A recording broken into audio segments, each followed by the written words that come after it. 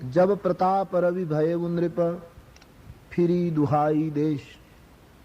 प्रताप भानु જ્યારે રાજવી થયો ત્યારે એની દુહાઈ દેશમાં ફરી વળી. ખૂબ પ્રજાપાલક છે, નીતિવાળો માણસ છે. એક દિવસ પ્રતાપ ભાનુને વિચાર થયો કે મારા પિતાએ આપેલા શાસનની સીમાને વધારવા માટે હું સેના લઈને નીકળું અને દિગ્વિજય કરું. સેના લઈને આ માણસ નીકળ્યો છે. એક વર્ષમાં એમણે ભૂમંડળ ઉપર દિગ્વિજય કર્યો. રામાયણકારનો મત છે ધરતીના ગોળા ઉપર એ વખતે જેટલા રાષ્ટ્રો હતા એ બધાને પ્રતાપ ભાનુએ જીતી લીધા.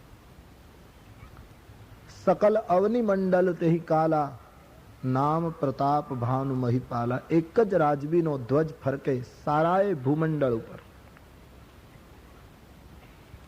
વિજય પ્રાપ્ત કરીને પાછો આવ્યો. ખૂબ સત્કાર્યો પણ કર્યા, યજ્ઞો કર્યા, મંદિરોનો જીર્ણોદ્ધાર કરાવ્યા, બ્રાહ્મણોને ગામો દક્ષિણામાં આપ્યા અને બધા સત્કાર્યો કરીને એ સત્કાર્ય વાસુદેવને અર્પણ કરતો હતો. શૂરવીર હતો, દાનવીર હતો, નીતિ પ્રતિપાલક હતો. સત્કાર્યો એને પ્રિય હતા. સત્કાર્યો કર્યા પછી એનો અહમ પણ નહોતો કરતો. ઘણા સદગુણો પ્રતાપ ભાનુમાં દેખાય છે. પણ એક દિવસ પ્રતાપ ભાનુ દિગ્વિજય કર્યા પછી શિકાર કરવાની ઈચ્છાથી પોતાની સેનાની ટુકડી લઈ અને મરગિયા કરવા માટે જંગલમાં નીકળ્યો. અનેક મૃગને મારતો મારતો, ક્ષત્રિય છે એને મરગિયા કરવાનો અધિકાર એટલે ના ન કહી શકાય, શિકાર કરતો કરતો એ જંગલમાં આગળ વધ્યો. એમાં એમણે એક ભૂંડ જોયો અને એ ભૂંડ ઘણો જ ભયંકર છે માનીને હું આને મારી નાખું એમ વિચારી એમણે પોતાની સેનાને ત્યાં ને ત્યાં રાખી દઈને પોતે એકલો અશ્વારૂઢ થઈને ભૂંડની પાછળ અશ્વને દોડાયો. તુલસીદાસજીએ લખ્યું છે કે ભૂંડ ભૂંડ નહોતો પણ કાલકેતુ નામનો રાક્ષસ હતો. પ્રતાપ ભાનુએ જ્યારે દિગ્વિજય કર્યો ત્યારે આ કાલકેતુના 10 ભાઈઓ અને 100 પુત્રોને પ્રતાપ ભાનુએ મારી નાખેલા. કાલકેતુનું રાજ્ય પ્રતાપ ભાનુએ લઈ લીધેલું. એટલે આ રાક્ષસ વિંધ્યાચલના જંગલમાં સંતાઈને ફરતો હતો. આજ પ્રતાપ ભાનુને મરગિયા કરતો જોઈ એ બહુરૂપ લઈવામાં કુશળ હતો રાક્ષસ. એમણે ભૂંડનું રૂપ લઈ અને પ્રતાપ ભાનુને છેતરવાની આ એક આખી યોજના ઘડી. પ્રતાપ ભાનુને ખબર નથી, એ તો એમ માને છે કે ભૂંડ છે, પણ વાસ્તવમાં એ કાલકેતુનો રૂપ હતું. પ્રતાપ ભાનુ એની પાછળ દોડે. હમણાં આપણે જોયું તેમ પ્રતાપ ભાનુ નીતિવાળો હતો, શૂરવીર હતો, દાતાર હતો, ઘણા સદગુણો એનામાં હતા. પણ એના જીવનની પ્રથમ ભૂલ અહીંથી શરૂ થઈ. એમણે પોતાનો ઘોડો કાલકેતુની પાછળ દોડાયો.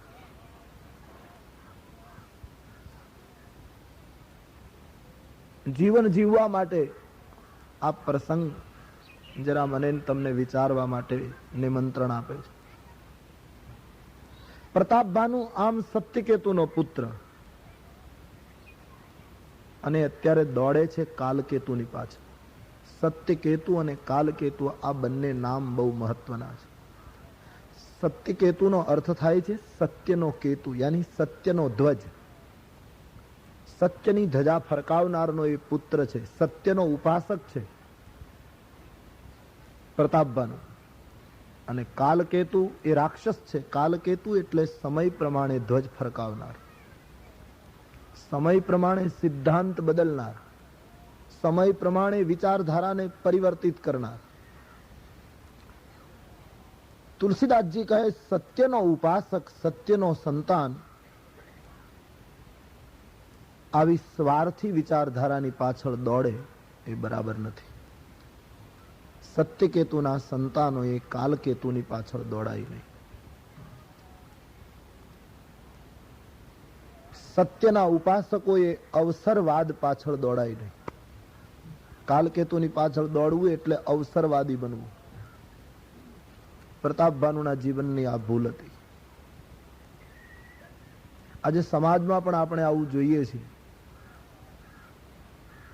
અને સત્યને ચાહનારા લોકો જો આવી રીતે સમય સમય પ્રમાણે સિદ્ધાંત ફેરવનારની પાછળ જો દોડશે તો એને ઘોર જંગલમાં ભૂલું પડવું પડશે, અને જંગલમાં ભૂલો પડશે એ માણસ ત્યારે એને કોઈ સાચો સંત નહીં મળે, કોઈ કપટ મુનિની મુલાકાત થશે જે એનો વિનાશ કરાવશે. આજે સમાજમાં મોટે ભાગે લોકો અવસરવાદી વધારે દેખાય છે. એક વસ્તુ ચોક્કસ, દંભી અને કેવલ ઉપરની ચકાચોંધમાં માનતા આ જગતમાં સત્યના ઉપાસકોએ જીવવું ઘણું કઠિન પડે. સત્યના ઉપાસકો માટે જગત યોગ્ય નથી એમ કહીએ તો કદાચ એમ પણ લાગે કે બહુમતીનો સ્વીકાર કરવામાં આવ્યો છે, પણ એમ કહેવું પડે કે આ જગતના માટે સત્યના ઉપાસકો કદાચ યોગ્ય નથી. એવી વિષમ પરિસ્થિતિ સમાજની થતી રહી. 5-5 મિનિટે માણસ પોતાની વિચારધારાને બદલતો રહે. આટલો મોટો અવસરવાદ સમાજમાં દેખાય છે. જ્યાં પ્રાણ જાય પણ વચન ન જાય. અમારી એક અસ્મિતા, અમારી એક ધારણા, અમારું એક નક્કી કરેલું લક્ષ્ય ગમે તે પરિસ્થિતિ આવે એમાં કોઈ ફેરફાર ન થાય, આવી સંસ્કૃતિમાં જીવતો આ દેશ આજે કાલકેતુની પાછળ દોડતો દેખાય. અને એમાં કઈ આકસ્મિક પણ નથી. તુલસીદાસજીનો એ તફાવત જોઈએ તો બરાબર લાગે. સત્યકેતુના 2 જ પુત્રો, પ્રતાપભાનુ અને અરિમર્દન, યાની સત્યના ઉપાસકો તો 2-5 જ હોય, ત્યારે કાલકેતુના 100 પુત્રો. અવસરવાદીઓ તો સેંકડો નીકળે, હજારો નીકળશે.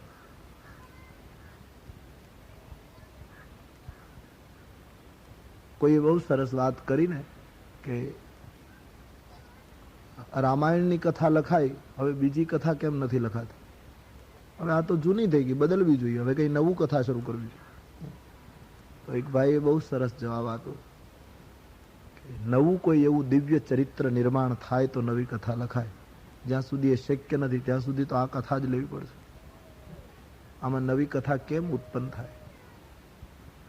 આપણે ત્યાં પેલી જૂની વાત છે ને કે પત્નીને પ્રસૂતિનું ઓપરેશન હતું હોસ્પિટલમાં. એનો પતિ ઓપરેશન થિયેટરની બહાર ફરતો હતો, પત્નીને અંદર લઈ ગયેલા. ખૂબ પ્રેમાળ દાંપત્ય હતું પતિ પત્નીનું, અને પહેલી પ્રસૂતિ, બાળકનો જન્મ ઓપરેશનથી કરવો પડે એવી પરિસ્થિતિ. અને પેલો યુવક બહાર છે, પત્ની અંદર છે. ઓચિંતા ડોક્ટર બહાર આવે છે અને કાગળ પેલા યુવકને આપે છે કે આપ આમાં સહી કરો, તમારા પત્નીનું ઓપરેશન બહુ ભયંકર છે અને ઓપરેશન કરીને બાળકને જન્માવવું પડશે.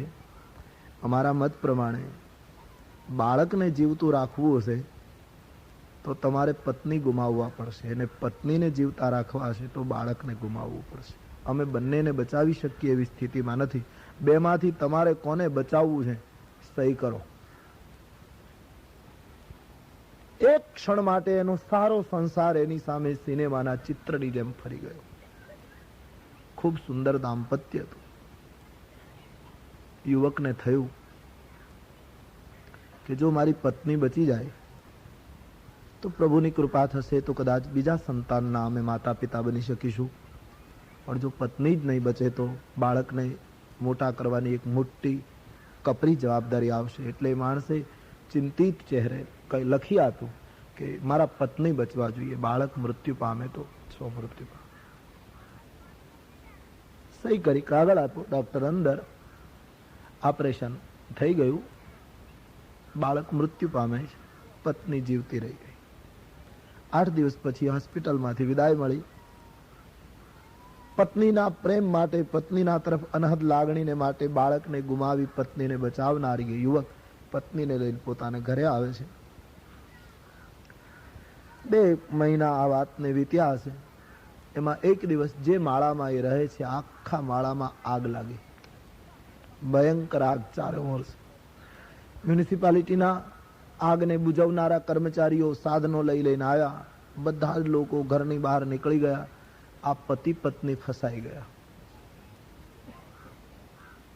સીડીઓ ગોઠવાય, લોકો ઉપર ગયા અને બૂમો પાડે છે, ભાઈ તમે બે જ ફસાયેલા છો તમારા મકાનમાં, બાકીના બધા લોકો નીકળી ગયા, ચારે ઓર ભયંકર આગ છે અને અમારી કક્ષા તમને બંનેને બચાવી શકાય એમ નથી, બે માંથી એકને બચાવી શકાય એમ છે, કોને બચવું છે જલ્દી નિર્ણય કરો.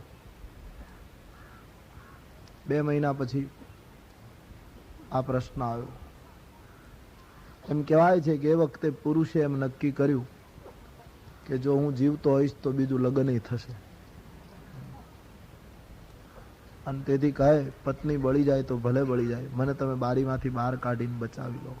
અને એ માણસ નીકળી ગયો, પત્ની બળી ગઈ. આમ થોડા થોડા સમયે વિચારોને પરિવર્તિત કરનાર જગતમાં નવી કથાઓ કેમ ઉત્પન્ન થાય? અવસરવાદી સમાજમાં ક્ષણે ક્ષણે માનવીના સંકલ્પો જ્યારે ફરે છે, એવા સમાજમાં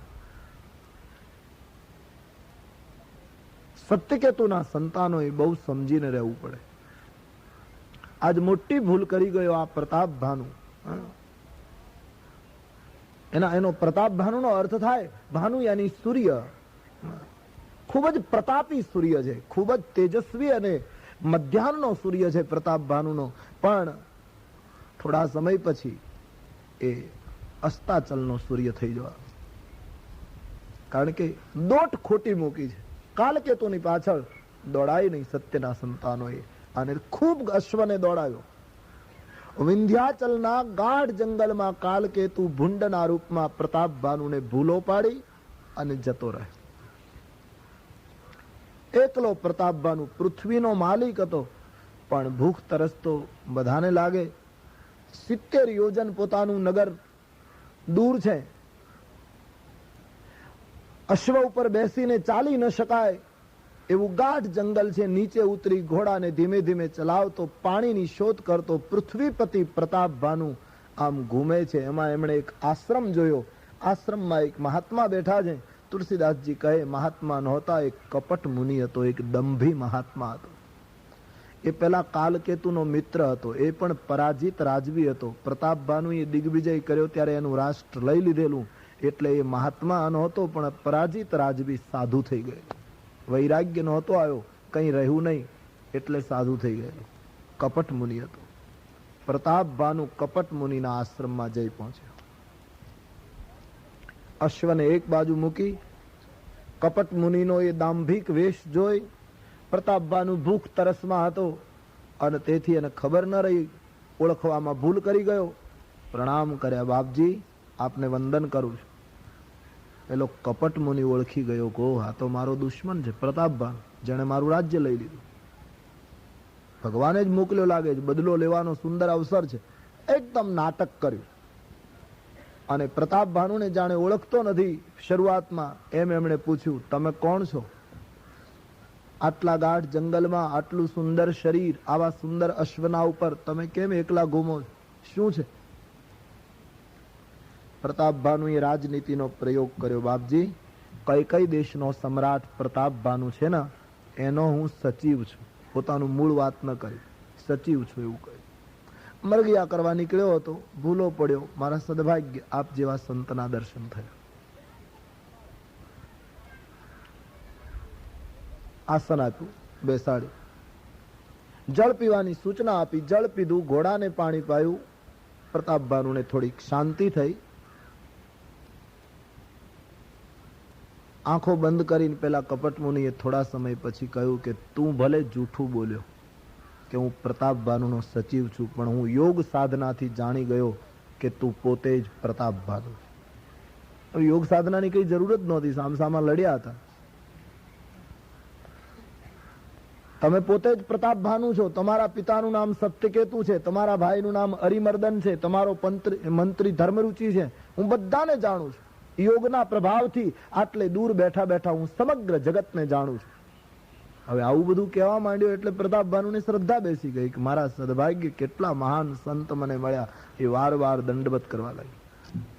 બાપજી ભલે હું ભૂલો પડ્યો, પણ મારા ખરેખર સદભાગ્ય કે આપ જેવા સંત મળ્યા. તમે બધું જાણી ગયા? બોલે હા, હું બધું જ જાણું છું, રહસ્ય માત્ર. પ્રતાપ ભાનુ સૂર્ય અસ્ત પામવાની તૈયારી છે. આવું પ્રતાપભાનુને કપટ મુનિ કહે. આસન આપ્યું, આજની રાત રોકાઈ જાઓ, આમાં તમે ઘરે નહીં પહોંચી શકો. આસન દિન અસ્ત રવિ જાની. પ્રતાપભાનુ હવે અસ્ત રવિ બનવાની તૈયારીમાં છે. બેસી ગયો. પ્રતાપભાનુને ખૂબ શ્રદ્ધા બેસી ગઈ કપટ મુનિ ઉપર. પેલા એ કેટલી મોટી મોટી વાતો કરી. પછી પ્રતાપભાનુએ કપટ મુનિને પૂછ્યું, બાપજી અવિવેક થાય તો માફ કરજો, પણ આપનું નામ શું બતાવશો? પેલા એ કહ્યું, અમારે મહાત્માઓને વળી નામ શું? અમે તો નામ રૂપને મિથ્યા માનનારા વેદાંતી લોકો. અમારે વળી નામ શું, રૂપ શું? કહ્યું, એ તો આપની મહાનતા છે મહારાજ, પણ કંઈક તો નામ હશે ને. અમારે સંસારીઓને તો પુકારવા માટે કંઈ આધાર જોઈએ ને. બોલે, મારું નામ એક તનુ. એક તનુ એટલે કહે પ્રતાપભાનુ, એક તનુ એટલે બ્રહ્માએ સૃષ્ટિ જયારે ઉત્પન્ન કરી ત્યારે પહેલો વહેલો મને ઉત્પન્ન કર્યો. કપટ મુનિની બધી રજૂઆત હંમેશા આવી જ હોય સમાજમાં. સૃષ્ટિના આરંભ કાળમાં બ્રહ્માએ મને ઉત્પન્ન કર્યો અને મારે શરીર બદલવું નથી પડતું. એકનું એક શરીર, યુગો વીતી ગયા. આની આ ઉંમર, આનું આ શરીર, આનો આ આશ્રમ, ઈશ્વર સિવાય બીજી કોઈ વાત નથી. લોકોમાં હું જતો નથી, કોઈને મુલાકાત આપતો નથી, હરિનું સ્મરણ સતત કરું છું. માટે મારું નામ એક તનું, મારું મૃત્યુ થતું નથી. પ્રતાપભાનુને બહુ શ્રદ્ધા બેસી કે ખરેખર મારા સદભાગ્ય. અને આ પ્રતાપભાનુ, એક વસ્તુ તને કહી દઉં, બ્રહ્માએ સૃષ્ટિ ઉત્પન્ન કરી ત્યારથી હું અહીંયા બેઠો છું, પણ મેં અત્યાર સુધીમાં કોઈને મુલાકાત આપી નથી. આ તને પહેલી મુલાકાત આપું. કારણ કે હું લોકોને જો મુલાકાત આપ્યા કરું તો લોકો ભજન ન કરવા દે. બોલ્યો છે બહુ સરસ તુલસીદાસજીએ કપટ મુનિના મુખમાં પણ 2-3 વાક્યો જીવન ઉપયોગી મૂક્યા છે. બહાર પડવાથી, જાહેર થવાથી ભજનમાં વિક્ષેપ થાય છે પ્રતાપભાનુ. એટલા માટે હું ગુપ્ત રહું છું.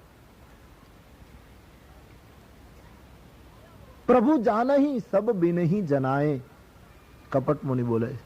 બહુ સરસ બોલ્યો. ઈશ્વર તો જણાવ્યા વગર પણ બધું જાણે છે, અંતર્યામી છે. પ્રભુ જાનહી સબ બિનહી જનાએ, તો કહું કવન સીધી લો કરી જાય. લોકોને રીઝવવાથી શું ફાયદો? ઈશ્વર તો બધું જાણે. તાતે ગુપ્ત રહું. એટલા માટે હું સતત ગુપ્ત રહું છું. મારે હરિ સિવાય બીજું કોઈ પ્રયોજન નથી.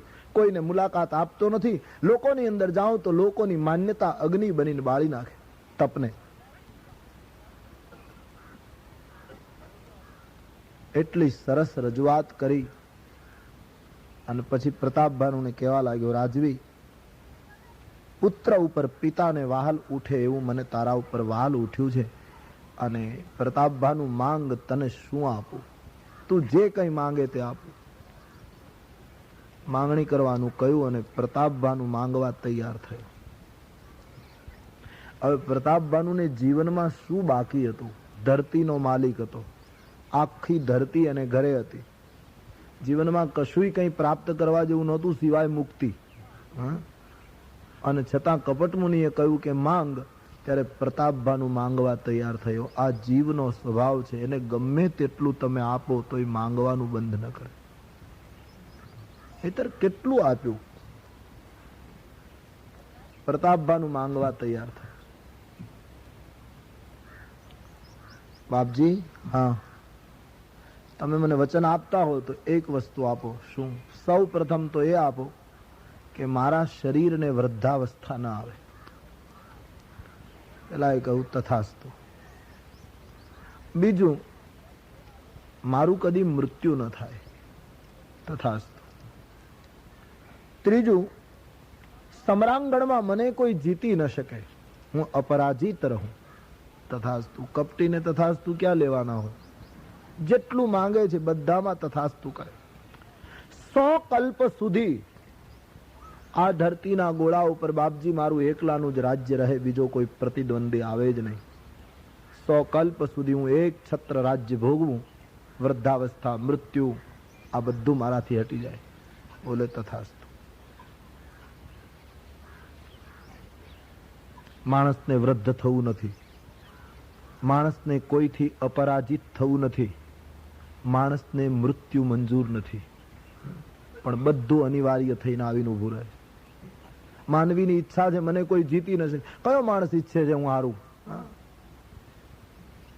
એ તો સંતો કહે કે જે હારવામાં આનંદ છે તે જીતવામાં નથી.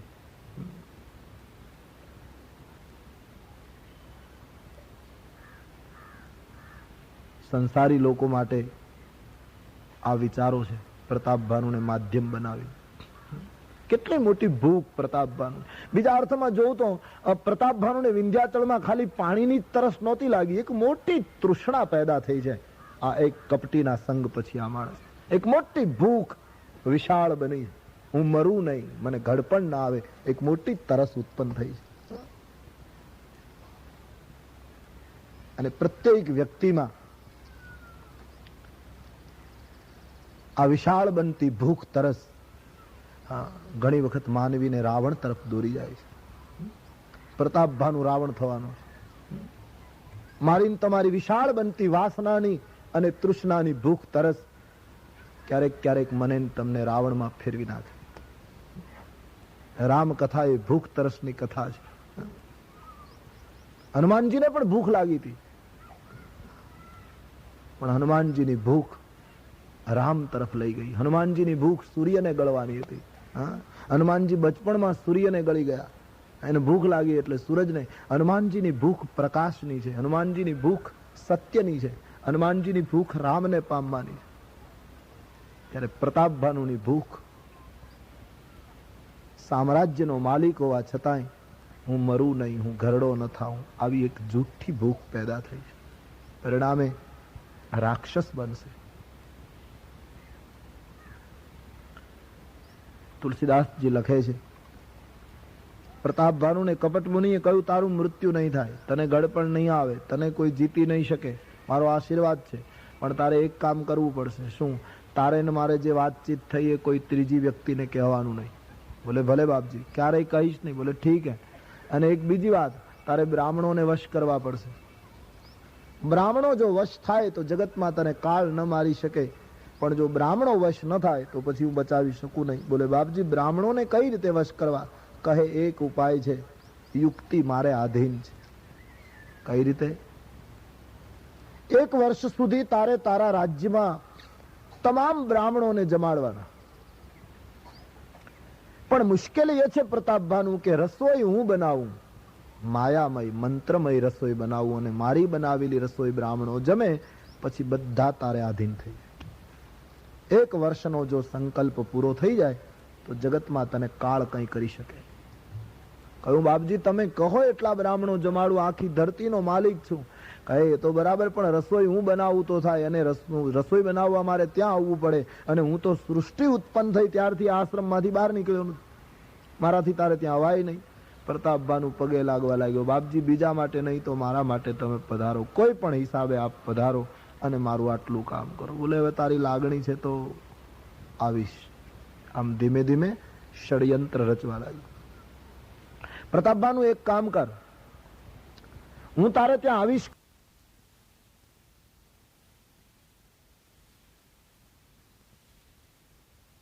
વાસના અને તૃષ્ણાની ભૂખ તરસને આટલી વિશાળ બનાવે. તુલસી કહે આ બધા પગલા રાક્ષસ થવાના પગલા હતા, અને પરિણામે ઘટના ઘટકે રહી. પ્રતાપભાનુ બીજા જન્મમાં રાવણ થયો. એનો ભાઈ અરિમર્દન હતો, એ બીજા જન્મમાં કુંભકર્ણ થયો. અને ધર્મરુચિ નામનો પ્રધાન હતો, એ બીજી માતાને પેટે જન્મ લઈ અને વિભીષણ થયો. પ્રતાપભાનુના અન્ય કુટુંબના માણસો એ નાના મોટા રાક્ષસ થઈ અને ધરતી ઉપર જન્મ્યા. આમ પ્રતાપભાનુનું આખું કુળ બ્રાહ્મણોના શાપને લીધે રાક્ષસ કુળમાં પરિવર્તિત થયું. રાવણનો જન્મ થઈ ચુક્યો.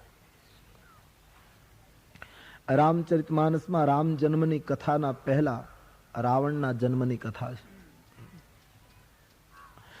વાત પણ સાચી છે. રાત્રિનો અંધકાર બરાબર જામે પછી સૂરજ ઉગે છે સવારના, એટલે પહેલા નિશિચર વંશ છે, પછી સૂર્ય વંશની કથા છે. રાવણ જન્મ્યો.